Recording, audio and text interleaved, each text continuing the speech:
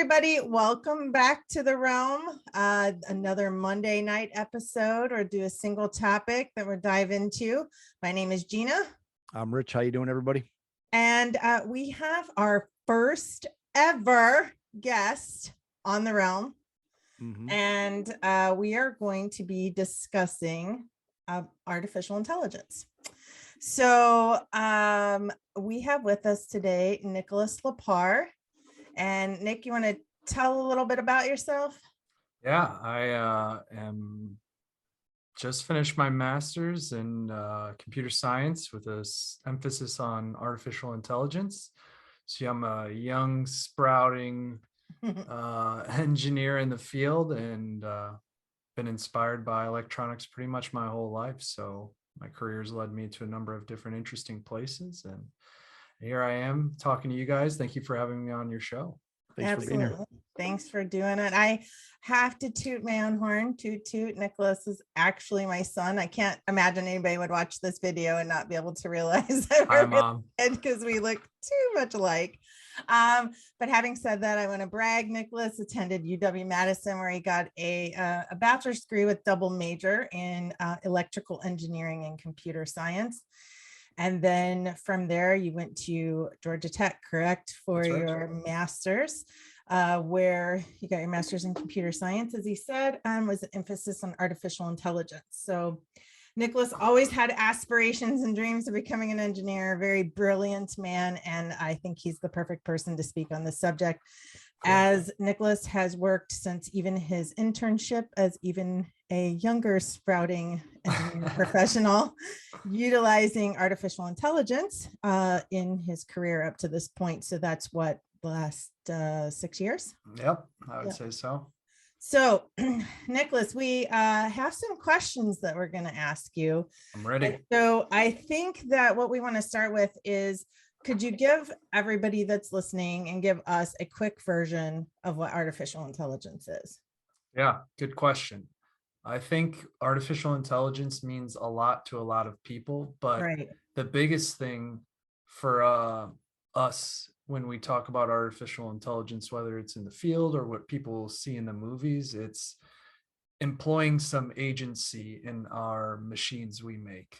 So you can think of it as simple as just, your smartphone recommending you something based off what you're doing, all the way to the Terminator, right? You see many examples of what artificial intelligence could be.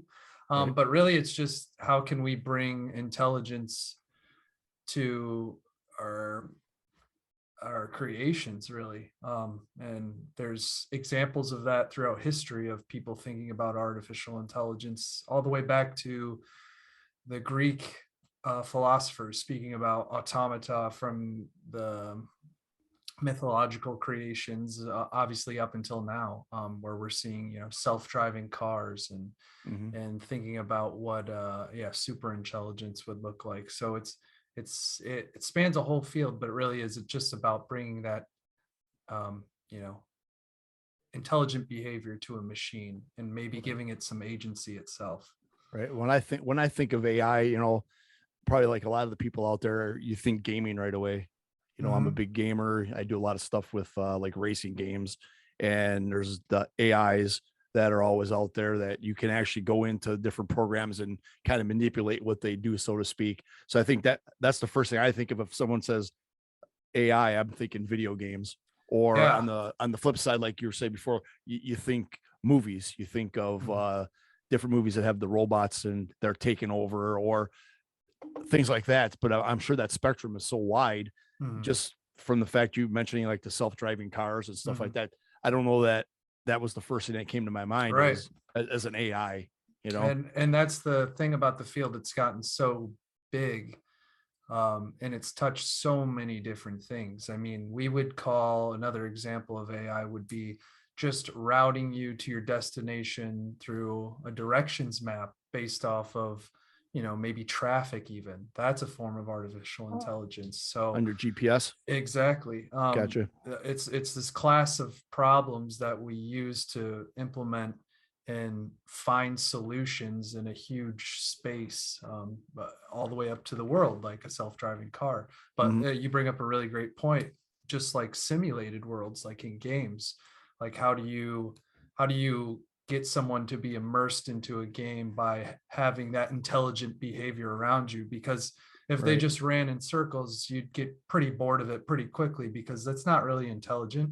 Right. But it's when the AI in games start leveraging the environment, or coordinating, or doing these behaviors that we see in ourselves, being acted upon in the world, that maybe is a unique way, or maybe it's just common, but it's doing it in such a seamless way that you start to think maybe this is real.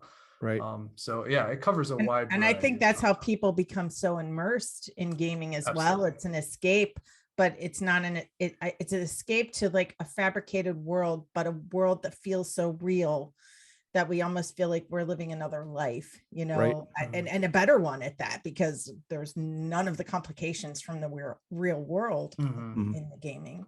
Yeah, I think games, we keep making better and better games. And I think it speaks to just that, is that it starts to give you an escape, or at least just a improved version of your reality. And you feel more limitless. And then you add on artificial intelligence that can, again, pull you more into that world and make it feel more alive. Yeah, I mean, that is a fantastic example of, I think of the direction of AI. Yeah, I think of Avatar, actually. If I'm not mistaken, you know, the gentleman, he's paralyzed in the movie, but when he goes into this simulation, he's able to walk, to run, and he can feel all of those exhilarations, I guess.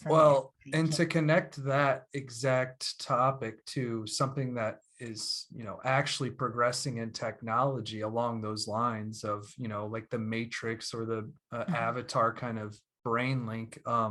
There's a company called Neuralink, one of Elon Musk's many ventures, where the idea is to implement a chip that can sense your brain activity. So measuring your neurons firing, and then taking that mass of neurons, because you have billions of billions and connections that go even further up in number than that, taking all that neural activity and trying to make it into some way of being able to interpret controls from it. And this has been done a lot in the past, but this is like the next level to where maybe it could become a mass produced product where people can get these chips and then interface with electronics at a much higher bandwidth than just what their thumbs can do. Right now, maybe you can write 100 words per minute if you're fast.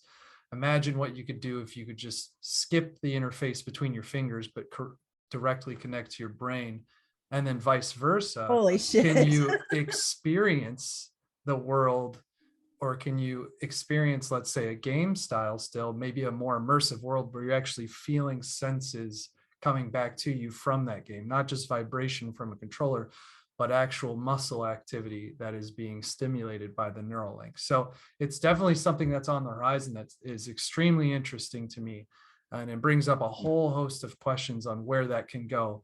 But there are some impressive demos of, I think they've had one where just pigs were walking around the pen and they can sense their activity. But even further, they had an example of a monkey being able to play a game that they trained to play it with a controller. So the monkey was doing like a paddle and board game with a little joystick, and it learned to play that game over time. It was being fed a milkshake as a reward to understand that this is good behavior. And eventually what they did is unplug the controller, but left the neural link on, and you could still see it playing the game. So it was thinking about playing the game. The controller is not working. Yet the only way the game was getting that interface was through the monkey's brain activity. So you can already see a proof of concept of where that might be able to go. Wow. Oh my God, that is incredible. Absolutely incredible. So Rich, you had a question for him. It was the first question that you submitted. If you want to go ahead. Sure. I'm curious, just like everybody else out there, because Gina probably already knows this answer, but I don't know this answer. What is it that originally got you interested in artificial intelligence? That's a good question, because sometimes I find myself asking how the hell I got here. But I think it was a little bit of a combination of, one, I was always just interested in electronics to begin with, Right. and games like we had talked about, and just Mhm. the world of technology. And so that was maybe the initial hook. But then as you start to learn more about this space, um, one thing that got me intrigued is like, if technology is so impressive, why can't it would be interesting if it could do more on its own. And that, coupled with thinking about how the brain works, you start to find this amazing space of with many great contributors, that is artificial intelligence, and all the different sections that kind of answer that question, like how can we bring our technology, electronics, how can we bring logic in some of the more formal ways of thinking about just life and operations, and coupled with how can we implement that together to make something Mhm. like you see in the movies. And I think that's Right. really what inspired me, is like, when can we get something like a C3PO, or Right. a Wally, or any one of those, or on the dark side, you can get stuff like 2001: A Space Odyssey, like the floating the line of like, when could these robots, let's say, become along the lines of where we're interfacing with them every day, and we feel like they're a part of us, in a sense Right. that like we can have a relationship with them. That really got me interested. And so obviously, like I said, AI stretches many different places, and um, who knows how we'll ever answer that question of how can we get those very like artificially generally intelligent robots. But there's still intermediate steps along the way, like I said at the beginning of this conversation, where AI is tackling very interesting problems. So that's kept me in it, I'll say. So you'd Well, say that more, a lot of the movies are still more science fiction than reality. Yeah. But the field of AI is heading that direction though. Well, I think science fiction informs reality, honestly, and most of the times. I think it takes some of those people to dream like how a world could potentially look, set up the goal for us, and then engineers try to approach that reality, because really that's, I couldn't see it working any way else. I think without that direction, and like being able to simulate these alternative realities, whether it's for the shock dystopic factor, or whether it's really for even the good that it could bring. I think that science fiction really inspires that. So it inspired me to follow that along. So I Mhm. think, yeah, a lot of it still is science fiction, what you see and what you watch. You look back at Back to the Future, right? By now we should have had flying cars. We are well Right. past the point. But at the same time, that movie never predicted the internet and all the amazing advancements like this interview could never bring. So you just never know what really is possible or what's on the horizon. Right. Cool. so I guess, talking about some of those things, and, the creating this intelligence in machines so that becomes, part of our daily life, to where it's a meaningful addition to our life. Uh, I sent you an article, or I not sent you, we talked about an article that I told you we wanted to bring up in this interview, where recently there was an engineer that had made a comment, and they were actually reprimanded at work in regards to this artificial intelligence program that was written, to where this engineer made a comment that they felt that it was to the level that it was a sentient being, that the conversations that they were having with this artificial intelligence could go on for hours, and it was meaningful, and it was a back and forth reciprocating conversation, to where it wasn't like, hey Alexa, what's the weather today? So did you have a chance to read that article, and if so, what are your thoughts? Yeah, so I read the articles by Blake Lemoine from Google. Says as an engineer, it wasn't clear if he worked on the project or not, but made the claims that in talking with this agent that they have developed for natural language processing, which is the field of artificial intelligence, which looks at natural language, Okay. words itself, and in voice, and tries to process that and then provide results or provide feedback in the form of language as well, and to keep that dialogue going.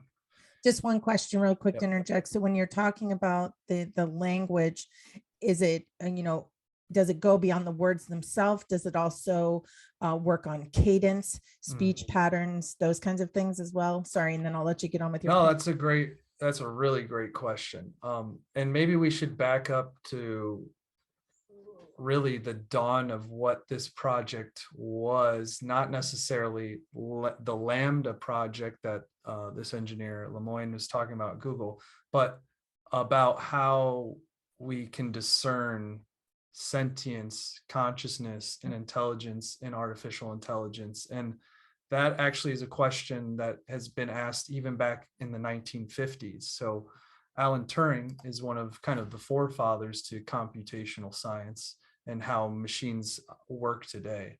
Okay. And he proposed at the time it was called the imitation game. Now we call it the Turing Test, which is, he thought about this same exact problem even back then when the technology wasn't as advanced as it is today. And it's basically, how could we say something is intelligent, potentially even sentient, let's say, and it possess some sort of consciousness. And what it boils down to is, you basically set up a game where you talk to an agent, an AI, and another person behind a curtain. You can't see them, and this could be through text, which is what it normally is. But you could still think of it as voice.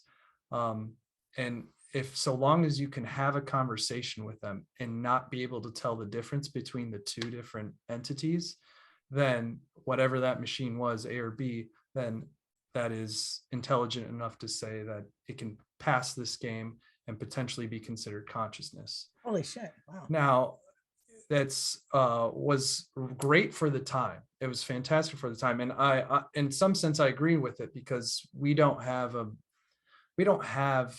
the tool to measure. We have a lot of tools in today's world. We have oscilloscopes to measure electrical signals. We have tools to measure length and width, but we don't have tools to measure consciousness. We obviously have tools that can measure brain activity, but we don't know where that sits. And it's an open question. And so the best approach would really be to look at something and ask it if it's conscious right now, because we don't have a better way to do that. Right. The problem becomes is, well, if you just say yes, if you make an agent, let's say as some sort of chatbot, they can just say, yes, I'm conscious. Well, how do you really know? And that's the point of the Turing test, is you still has to carry on a dialogue. But I would say largely now that we've shown, and not just this specific algorithm in this latest article, but there's others before it, with a bunch of acronyms I won't name, that do hold a pretty good conversation. And I don't think they're adaptable enough yet to where we would say they're artificially general intelligent. And that's really the point of this, I think, is we're looking for that artificial general intelligence where we believe it could stand on its own 2 feet and go out into the world, learn from the environment, speak, interact, do all these things that humans can do. So this engineer from Google makes an interesting case for, yes, it's some sort of algorithm, it's some sort of model that I can clearly have a discussion with it. And I've read through the interview that he had with it and posting his responses back and forth. And what I will say is the responses are very great for the questions he's asking. I would be curious about the questions that don't show up in his interview, because ultimately this model, like most nowadays, and that's been to the benefit of, learns from data. So this chatbot, this Lambda algorithm, learned from a collection of resources, of interactions, of websites, of books, reading what sentence structure should look like, reading how conversations go, most likely from real human conversations, right, and starting to build up that symbolic representation of, when I see these words, understanding that these are some of the most high priority topics that are related to and appropriate responses. And this doesn't happen overnight. This is a long Right. training process with probably a corpus or a dictionary full of billions of millions of words with a ton of different sentence structures. So it's all from data. So the problem with that, though, is what about the things that are not in that data set? right. Can it be creative enough to think about something new that it hasn't actually ever seen before? Where And it formulates its own idea based on other things that it discusses, finds a similarity, and generates that on its own. Is that basically what you're saying? Yeah, I think so. I think you'd like to see, and this is just one aspect of it, but creativity is something that's I think universal across humans, and some are better at it, some are worse at it, but we're very creative, and that's kind of what led us to where we got today. To see that creativity in an agent is really would be the next step for saying, okay, this is a very capable artificial intelligence. Right. But that's what I would like to see, and I think that's what you'll see the proposals going to as those tests for consciousness. So the Turing test was a preliminary first proposal and a fantastic one for the time. But I think as we find that, and you'll see this a lot in AI, is that the goalposts are always pushed further and further down the road. Right. Like with any technology, now it's almost like an expectation you have the internet. But honestly, 15 years ago, it was a luxury, really. Right. So the goalposts for what is capable and what is possible, and how we say this is definitely intelligent, always get pushed. And I think that's a good thing for AI, because it allows us to still keep pushing the barriers. But and evolving. I think it shows that I don't think we're ready to answer the consciousness question when, one, we don't really fully understand it, and two, there's a whole host of things that you'd like to see anything do, whether it's a machine or an animal, before you really say that, yes, this thing is sentient, this thing is conscious, this thing experiences the world in the way I do. Good point. I think one of the things that they played on heavily in that article was especially the fact when the agent was being questioned on, what they're afraid of. And, some of it was, afraid of, I guess, not, the world not connecting to it. But the one line that really got me, I'm like, oh my gosh, it was like, I'm afraid of being turned off. Sure. And I was like, that's really, like that. I mean, because literally it's very similar to the human experience of people that are afraid to die, or afraid to not be able to move on. So thank you for that, because I wondered what your take on it was. And I know Rich had a really great question. I think that would be a good follow-up to that. It was question number 4, Rich, that you had. Question number 4. Yeah. I think that would be fantastic to follow up. Are you talking about the question I have about, are there any risks involved? Yes. And is anything getting out of control, do you think, with AIs? Or can it? I think yes is the answer. Or maybe misuse. Is there options out there? Are there ways that people can misuse this in a way that it was never meant to be taken? No, great question. I think there's a universal yes there, but I think comes with a caveat in what it is that the risk is. So let's put it in there's an AI problem called the paperclip problem. So this is one example of where AI is a risk, where we invent an artificial intelligent agent that can make paper clips, and that's its only goal. We call this the paperclip problem. This is, I think, proposed by Nick Bostrom. He's a philosopher who thinks about this space a lot. And if the agent's only goal is to make paper clips, it'll start out and make a ton of paper clips and continue making paper clips, maybe to the point where we have so many paper clips, it's filling up the world. And so we go to say, okay, that's enough paper clips. It's time to turn this thing off. But the goal of the agent was to make paper clips. And now recognizing this new risk of the humans want to shut me off. Well, now I need to make sure the humans are no longer, because my goal is to make paper clips and they want to shut me off. So I have to now avoid or come in conflict with humans in order to still make paper clips. So there's the first problem of what is your objective function? And in all of our agents, we want a goal for what it is they need to do. So if you have a malign goal, and maybe not maligned in the sense that it was cynical, but a goal that was maybe undercooked, I'll say, an agent is set up to try to do that goal no matter what. So there's that worry that just from poor definition of the problem, that an agent is going to do a behavior we didn't expect. Now it is maybe it's the most optimal behavior. It is the best paperclip making machine in the universe, but it was a detriment to us, and we didn't properly think about what that function should be. So that's the first problem.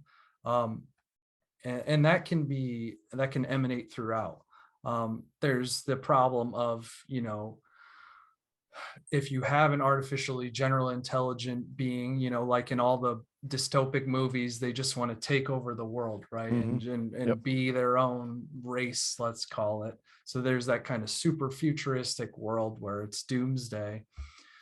But then there's probably the problem that I think is the most relevant, that that is most certainly it happens now and it happens in the future, which is just, it's the problem of you use artificial intelligence because it's very good at what it does, and maybe you don't take into consideration the impact it has on people. So that kind of sounds like the first one, but let me paint it to you a little bit differently. So let's say your news feed in whatever social media platform you use, that's learning from you how best to keep you on social media. And that does it through recommendations of what comes up next in your news feed. And so now you have generated this feedback loop between humans and this agent that's learning, where it's essentially trying to manipulate you in the best way possible to just keep you watching, keep you viewing, keep you reading. And that could be used for bad. That could be used to influence. It's a lot of power there. And I think that's a real worry, because if people aren't cognizant to those facts about how strong of an algorithm you could develop with just time and data, the impact you have, especially in today's world where everyone's connected, it becomes immense. It's not just a little problem, it's a big problem. So those are some problems that I think you could lay out that are worries. So ultimately, to just address those, I think it's just we need to be more conscious when we give control to AI. And that can be, and the impact it has. Think about your self-driving car. We're on the precipice of giving over the steering wheel to the computer. And in some sense it's frightening, but in some sense it's great, because maybe that prevents someone from falling asleep at the wheel, and the car can safely navigate you to off to the side of the road, or maybe it just prevents poor drivers in stressed traffic areas to just allowing the car to take over in these high stress situations. But there's also potential for failures. All our machines will fail at one point in time, mechanically, electrically, whatever the case is. They don't have an infinite lifespan. So what are your fallbacks in those scenarios when things aren't working well? Those are the things we just need to keep in mind as we develop and we hand over the reins of control to computers, so we could just be less there has burdened. To be a fail-safe, essentially. I mean, because if the goal is, okay, get the paperclip problem, the goal is to make the best paper clips. And so and the programming is such is that you do everything possible to continue to make these paper clips. That's what you're supposed to do. And so what does that do anything possible mean? Like, how does that translate what was put in the program that would allow this paperclip maker to just continue to make the paper clips regardless of exterior circumstance? Like, nope, I got to make the paper clips. So now, like, there's computers, there's movies about computers that, take over everything in the world and shut things down, and, just because the humans can't function. And I think, people see movies like that, and I think that's the fear in some of that. So, a question that I have for you is, I want to talk just a little bit about your background. We discussed your education, and you've had some very interesting jobs, starting with your internship through now, and with a defense engineering company, and also with a popular tool company. But we won't discuss the wheres or anything like that for the sake of your privacy. But to the best that you can, to the ability that you have to say, is there anything that you worked on, because you've pretty much stayed in the artificial intelligence realm throughout that time? Is there anything that you can say about projects you worked on, obviously without violating anything like that? So, what you can talk about. Yeah, the world runs on NDAs, which is non-disclosure agreements. Yes. So I think what I will say is, a lot of my background has been around bringing more intelligence to electronics. And I think that's where you'll see a lot of the industry going. And a lot of industry has gone that way. I mean, more and more companies say they want to be data driven. And if we say data is the fuel of the future, then artificial intelligence and machine learning are definitely the vehicles that are going to consume that fuel and make it go. Right. So a lot of my experience has just been around, leveraging that data, leveraging different ways to introduce intelligence into our everyday electronics, to make them better, to make them more feature rich, to make them safer. All these ways where we can just extend capabilities where the problems aren't well understood. I think, artificial intelligence is great at solving problems that aren't easily explained by physics. You can open up a textbook and it's easy enough to calculate maybe the gravitational pull on a celestial body. We have those Newtonian mechanics, very simple stuff, but to extrapolate to someone, all right, what makes up a conversation like the chatbot, let's say, what makes up appropriate dialogue? There's no equation for that. Right. That's where we leverage data and try to learn from data. And I think there will be companies that either will be super successful at that and pass their competitors, or there'll be companies that won't be able to adapt to the data rich world that we're starting to live in.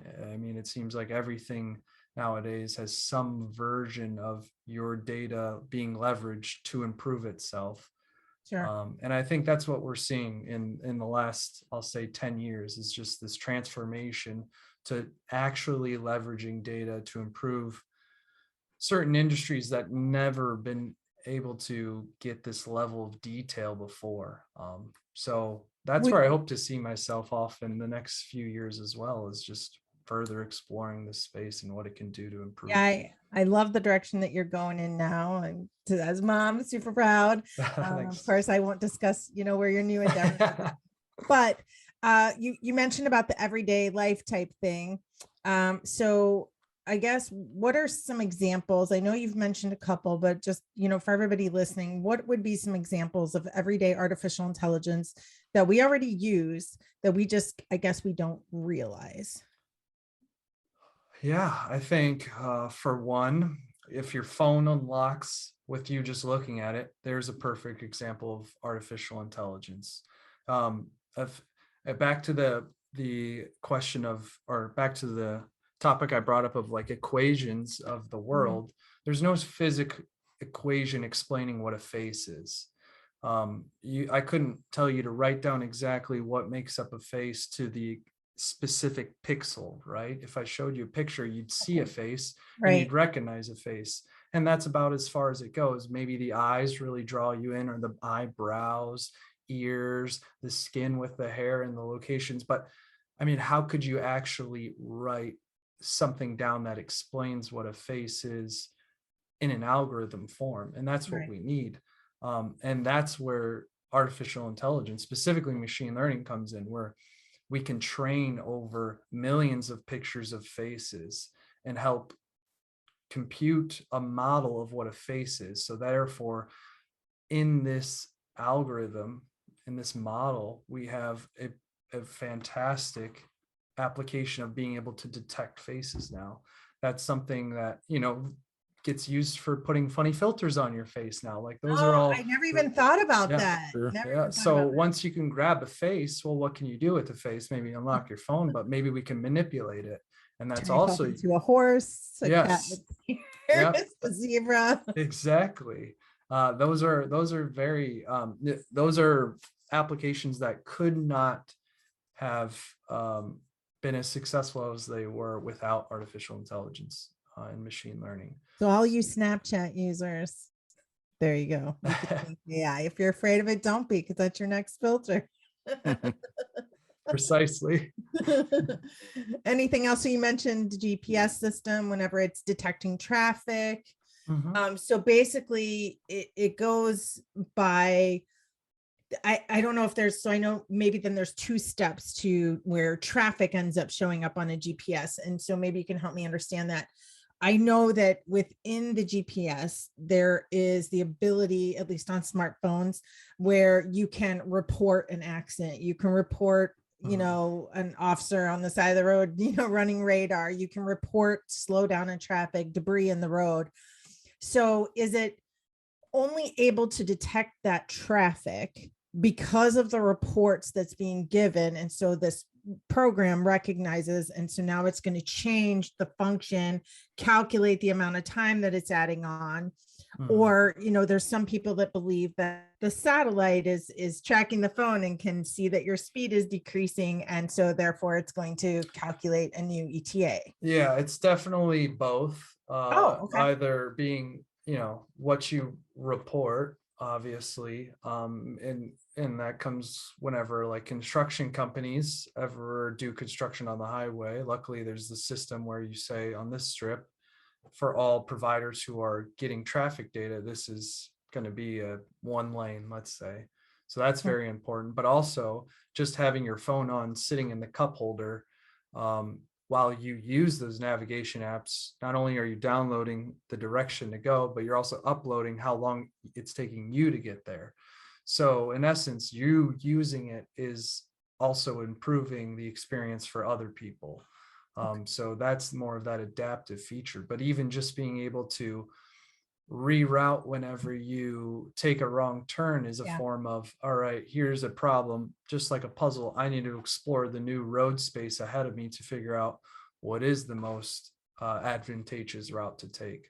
And now GPSs are so fast at doing that. How is it possible to make it that fast of a decision? Yeah, definitely a lot of tricks and a lot of time about thinking about that problem. And that's one of those things now where it's like, well, it doesn't seem that significant anymore because we've had it for so long. But it's just really us looking at the problem for many, many years now. I say us, smarter people than me, looking at the problem many, many years and developing these algorithms that are much more adaptive, that are much more efficient, that can find ways to leverage the information way quicker than simply just doing an exhaustive search of, if I were to take every road, left, right, straight, which one would take the longest, because that computation would take forever. So it's really just finding a way to abstract some of the shortcuts of the world and learn through data on how to get me that navigation much quicker. Well, I definitely think that you are going places and going to do very big things in this world. You represented it well today. Sounds like fun. Wish I could do something like that. You can. It's never too late to learn. My kids always tell me, Mom, it's never too late. Well, I would say no, it's that, too late for me. It's too late. I would say this podcast is definitely one vehicle that is going to lead to interesting conversations. So keep it up. Yes, I'm really excited. Thank you so much, Nick. Rich, thanks, any Nick. other Appreciate questions?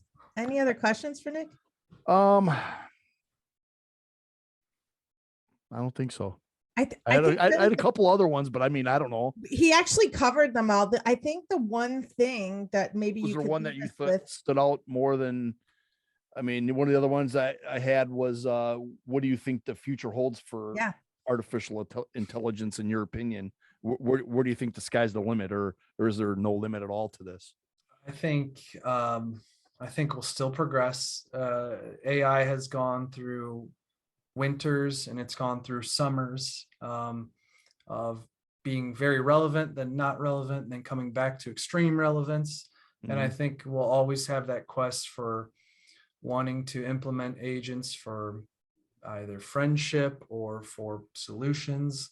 But I think the future looks like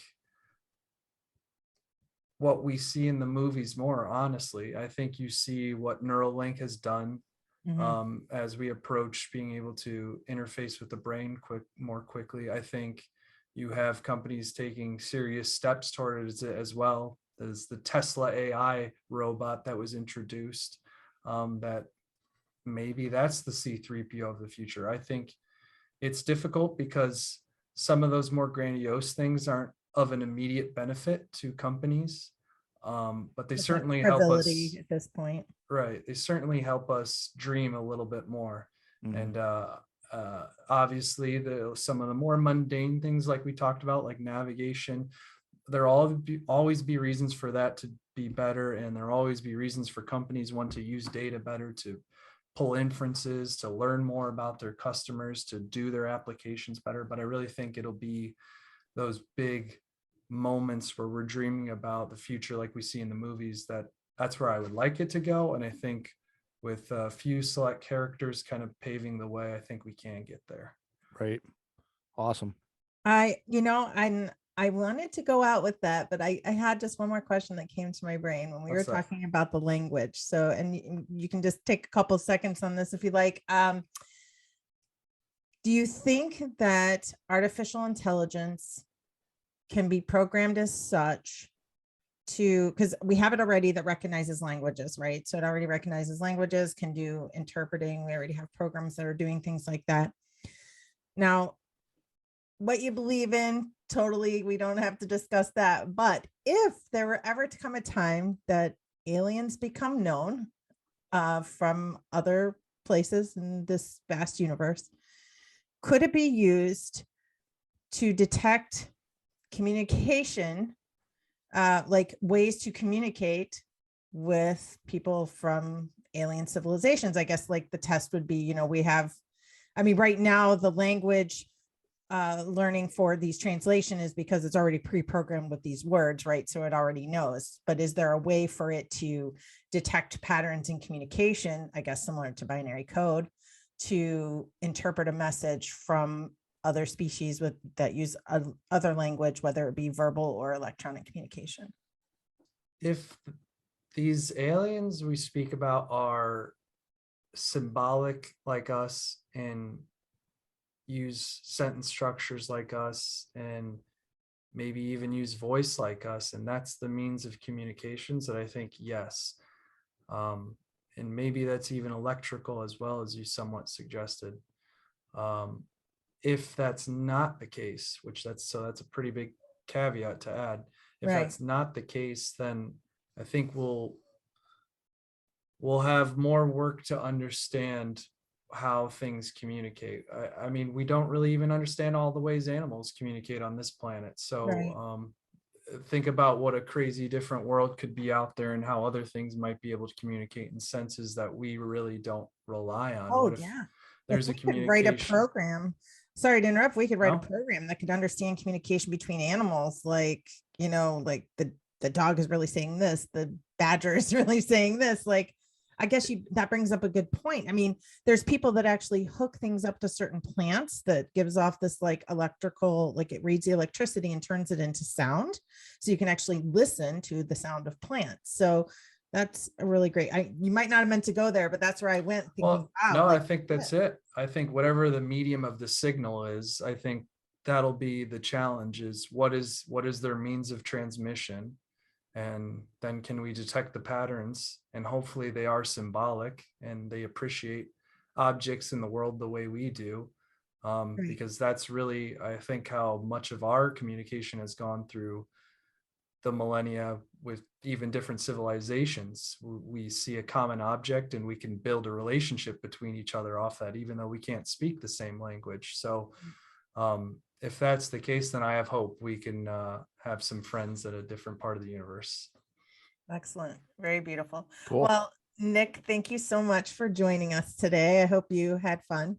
Yeah, this was awesome. Thank you. Yep, thanks for coming. Appreciate it. Thanks so much. And, if we do generate, I'm sure we're going to generate a lot of questions. Maybe we'll have to have you back to answer some of those. Absolutely. All right. Thank you so much, Nicholas. It was a pleasure. And Thanks, remember to tune in every Wednesday for our Weird Weekly News. We'll give you news stories from all over the world, or we'll make something a news story, but could be old, could be new. And then every Monday for our single topic conversation. So again, thanks for joining us. Like, share, subscribe. Thanks, everybody.